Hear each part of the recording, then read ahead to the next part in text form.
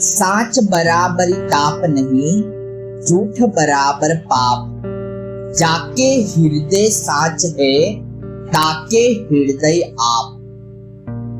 सच्चाई के बराबर कोई तपस्या नहीं है।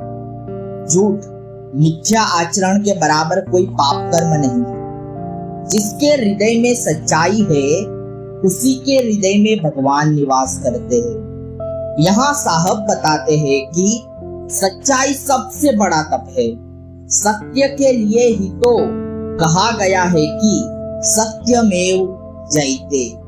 सत्य की हमेशा विजय होती है, लेकिन हम झूठे और मक्कार लोग हैं।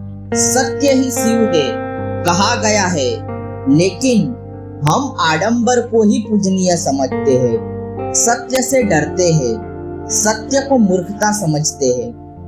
एक प्रयोग करके देखना। एक अठवाडिया जितने लोग आपसे मिले, उनसे सच सच बोलने का प्रयोग कीजिएगा। आप पाएंगे कि आपसे ज्यादा झूठा इंसान कोई नहीं है। आपकी आदत बन चुकी है बार बार झूठ बोलने की, और अब आपको यही सच लगने लगता है। और आपको ऐसा भी लगने लगता है कि सब ऐसा ही कर रहे हैं। यहाँ पर बात आपकी निजी है, क्योंकि धोखा दे रहे हो अपने आप को। सच बोलो। सत्य बोलने से निडरता आती है। आडंबर से बचोगे, भीतर हल्कापन जन्म लेगा। जो ही सत्य बोलो, फिर देखो तुम्हारी 90% मुसीबत कैसे चली जाती है और सत्य का आनंद मिलेगा, वह अलग।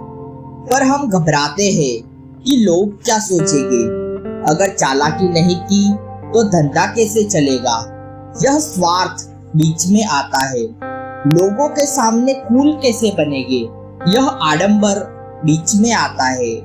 आप झूठ में इतने मग्न हो गए हो कि सत्य सामने होते हुए भी दिखाई नहीं देता, और जब ठोकर लगती है सत्य के पीछे भागते हो। हम ऐसे ही है हम।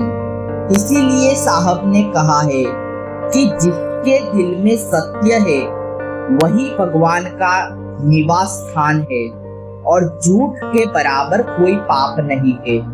जरा अपनी नजर सूक्ष्म करके देखो।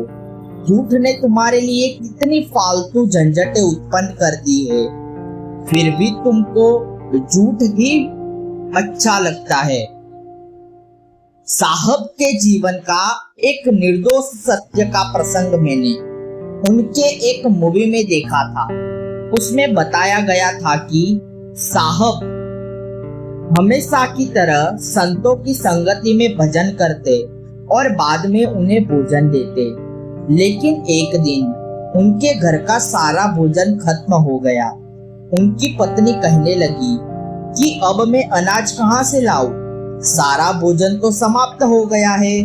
और साहब ने कहा, कहीं से भी ले आओ, कुछ भी करो, ले आओ। उनकी पत्नी नजदीकी किराने वाले के पास जाती है, सच सच बताती है, लेकिन किराने वाला बड़ा अय्यास होता है।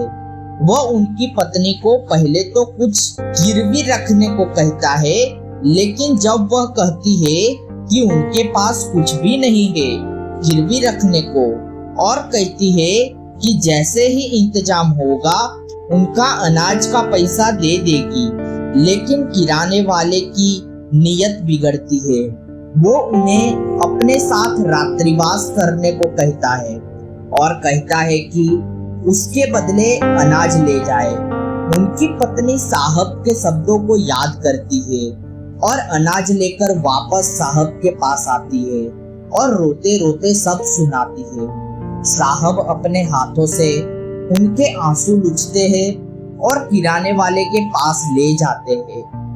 मूवी में दिखाया गया है कि किराने वाले को उन दोनों में राम सीता यानी सत्य के दर्शन होते हैं और वह साहब का भक्त अनुयायी बन जाता है। प्रसंग सिर्फ इतना ही है, लेकिन समझना बहुत है इसमें से। जब आप निर्दोष बच्चे की तरह हो जाते हो, स्वयं परमात्मा आपके लिए आता है। धन्यवाद।